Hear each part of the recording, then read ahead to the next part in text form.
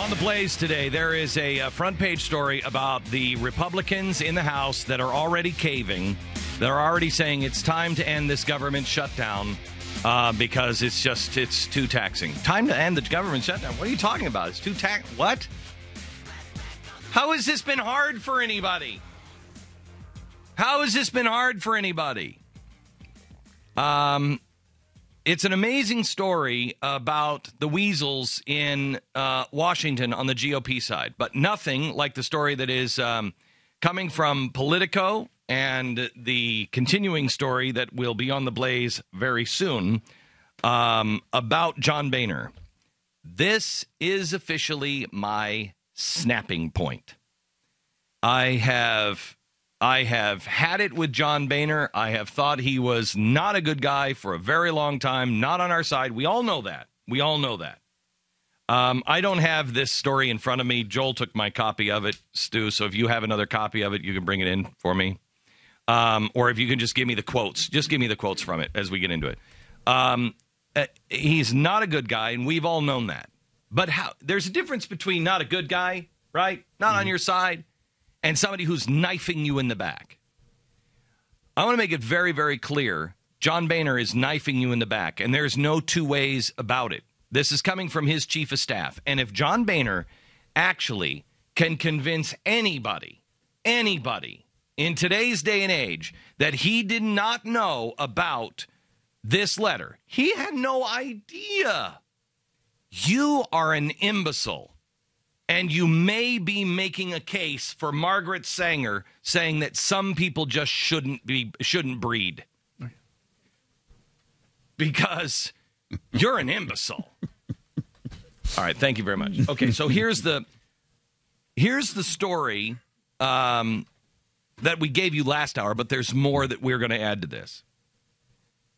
Yesterday, the Democrats leaked an embarrassing email or two showing how the Republican House Speaker John Boehner hid his efforts to protect the long-standing health care subsidies for members of Congress and their staffs. Now, remember, there's no way for a Republican to get away with saying, hey, I know you have to join Obamacare, but we're not going to. I mean, that was one of the things. Make Congress abide by their own laws. Make them feel the pain that they have inflicted on all of us in every shape and form. Make them abide by the same laws. NBC actually ran a story yesterday, and I read it on the air on the TV show last night, and it's just outrageous. This is how out of touch the press is and the people of Congress. Basically, in a nutshell, the tweet was, Congress is now missing all of those people that they see every day but are now being shut out because of the government shutdown. And the example they used were the people that push the buttons in the elevators for the Senate and House members. Yeah, in the doorman. Excuse me? The federal doorman and the federal elevator operators. These guys are so out of touch, and NBC is right there with them, that they think we should have sympathy for the people who are not coming to work today on your tax dollars that push the buttons for the House members and the Senate members. If you can't figure out how to push a button and what floor you should be on, Senator, by yourself, if you really think that you should be spending money to have somebody push an elevator button for you on taxpayer dollars, you, Senator, are also making a case for Margaret Sanger and eugenics. You're too stupid to go to Washington. So, I'm sorry, I just want to use their own progressive language back at them. And they're heroes. So, here is the letter. He writes, or his chief of staff writes to Harry Reid about how they have to get in to see the president to save the congressional subsidies. They need to see the president and do some backroom, off-the-record deal. John Boehner's chief of staff writes, we can't let it get out there that this is for Boehner and Reid to ask the president to carve out the requirement of Obamacare. Got it? We can't let it get out. We have to find some way to get them to the president. Quoting, I am even okay if the president is hauling us down to talk about the next steps on immigration. I really don't care what we say it's about. It just can't be about what we know it's about. End quote. Hashtag, added by Glenn, hashtag defund the GOP. These people are lying thieves. And the next part is even worse. The part that you didn't get to yet, where several sources in attendance at a meeting in mid-July with Boehner report that he wondered aloud at one point in the meeting whether they could quietly slip some language into the bill to end the problem without it receiving any public attention at all. He said, when I was in the state legislature, we used to stick things in bills and no one would notice. So he wanted to just slip something in there without anybody knowing and without any a congressional rigmarole, without voting on it, without doing the proper steps along the way and getting the American people involved in the process. And apparently even his aide said, no, we can't do that. People will notice. We can't do that. I am Tea parties. They have said that you are just a GOP shill. They also say that you are nothing but anarchists. I tell you now, I am neither of those. I am for hope and change. I am for transparency. I am for somebody saying what they actually mean. I'm saying I am for somebody going to Washington and fighting against this system in their own party and across the aisle and linking arms with anyone on any side that wants the same.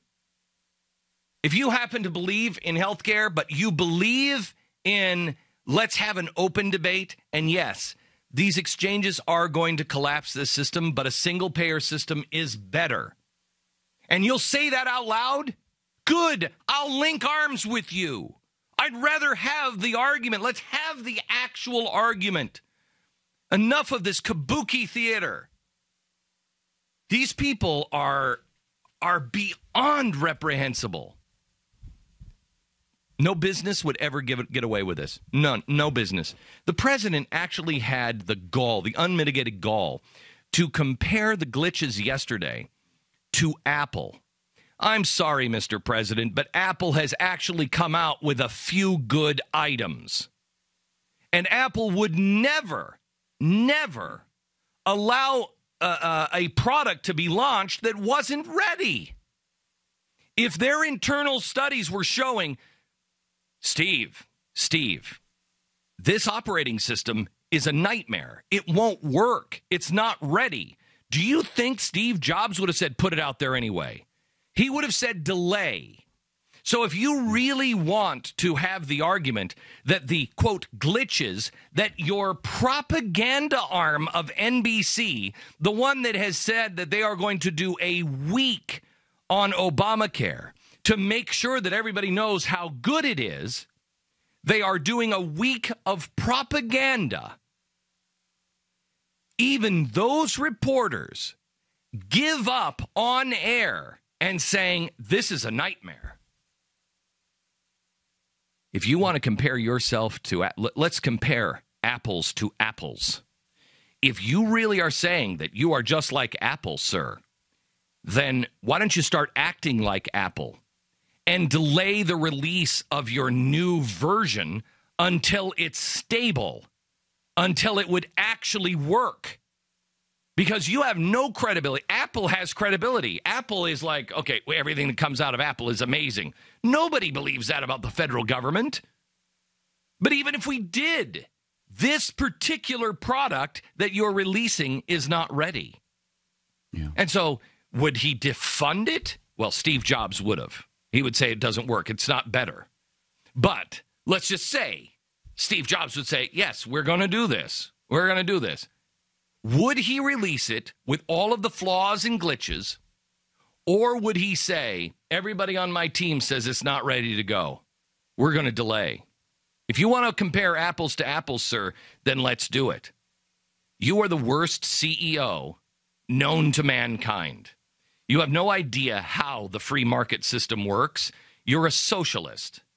There's nothing wrong with that, Mr. President. That's not name-calling. That is accuracy. Name-calling is something that you understand very well because you not only apply the tactics of Saul Alinsky, you taught the tactics of Saul Alinsky. So don't pretend that you don't know who he is either. You want to compare apples to apples? Good, do it. That's the president's side. Now let's go back to John Boehner and the GOP. John Boehner and the GOP, they are nothing but lies. They try to pretend that they are you. Let me ask the Republicans, are you as dumb as the Democrats have been? Because the Democrats allowed the progressives to take over their party. And I know a lot of Democrats, and all these Democrats that I know that are good, decent people, they just cannot get their arms around that the president really has a complete life system. That the president really wants a single-party payer system. They can't get their arms around that he is not a friend of Israel. They still believe all of this crap. Even though the evidence is all there. It's all there. Okay, fine. That's the Democrats. Republicans, the evidence is here. John Boehner is a lying thief. He is trying to portray himself as something he is not. You now have the evidence of his chief of staff in bed with Harry Reid saying, can't we bury this? Can't we just make this happen? Can't we just keep the subsidies for us while we pretend to fight against them? So now it's up to you. You have the information. John Boehner, I guarantee you, John Boehner would step down today, if the big donors would actually come to the plate today and say, I've given my last dime to the Republican Party. Till John Boehner steps down, not as Speaker of the House, steps down, resigns. Until that happens, you don't get a dime from me. Not one dime from me. If everybody who's ever given any money would call their congressman and call GOP headquarters and say, don't you take me, I want you to take my name off your roll. I want to remove my name from the rolls of the GOP. Don't you ever ask me for a dime. Don't you ever send me an email. Don't you do it. If you can't get that man on this evidence to resign, you're worthless. Worthless. There's step one. Hashtag defund the GOP. Otherwise, I can tell you your future. I'm pretty good at predicting the future. I'm pretty good at seeing the trends. If you don't come off of this road now, you are going to have a GOP that is just like the Democrats. And you will continue to get the choices. Your choice will be Chris Christie. And that choice will then be Chris Christie or Hillary Clinton. Which one do you want? Which one do you want? I don't want either of them. That's who your choice is going to be. You want a real choice? Good. You right now, you can have that. If everybody got on the phone, if everybody called John Boehner, if everybody called their representative and said, I'm done with you. You know what? You're a good representative, but unless you can convince him, I'm not giving you, you're going to have to step out and be a part of another party because I won't give you another dime either. I won't give any of you another dime. The GOP will not have another dime because when you give money to the GOP, all of these congressmen have to go out and they have to raise money, and they have to raise a certain amount of money for the GOP so they can get their people elected. And so when you give to your congressman, it first goes to the GOP and then they decide. And who decides? Well, in the Senate, it's John Cornyn. So John Cornyn is the guy who decides who gets all the money. Well, I don't like John Cornyn. Louis Gohmert's going to be on in about an hour from now. I'm going to beg him to run against John Cornyn. I don't want any of my money going to John Cornyn. Not a dime of it going to John Cornyn. I don't want John Cornyn deciding who it is that gets the money. Not interested. All of us are stewards of our money. I just met some of the best stewards of money I've ever met in my life. I met somebody who runs a gigantic corporation. Gigantic corporation. It's the best corporation I've ever seen. There's not a scrap of waste. They have dedicated all of their dollars to God.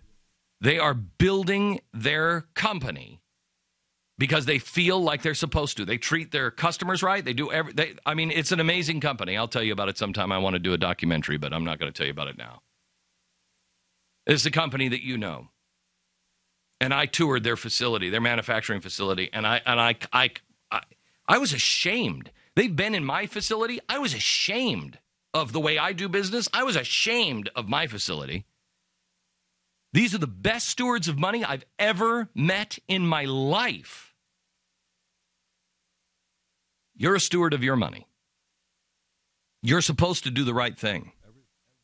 Do you really believe giving your money to the GOP and to John Cornyn and to John Boehner to have them decide who's going to protect the Republican freedom? Do you really think? I ask you to pray on it. Do you really think that that's the way to go? Because these guys are knifing the Republic in the back. Not a dime from me. Hashtag defund the GOP.